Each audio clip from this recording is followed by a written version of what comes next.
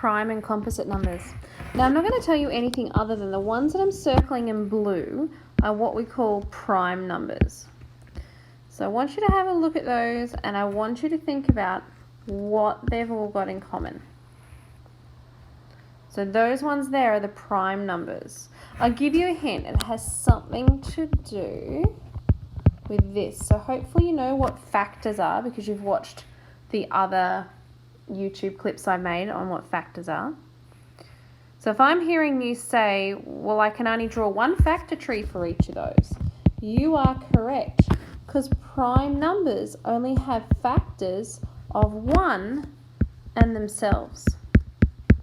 So all of these numbers that I've circled in blue are prime because they have factors of 1 and themselves.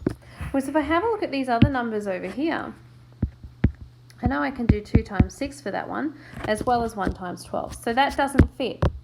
So for it to be prime, the number must have factors only of 1 and itself. Now actually the number 1 is not a prime number. The number 1 is this whole special entity on its own, because the rule is factors of 1 and itself. Well, itself is actually 1, so that it is not prime.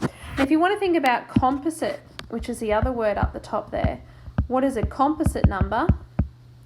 It's not a prime number.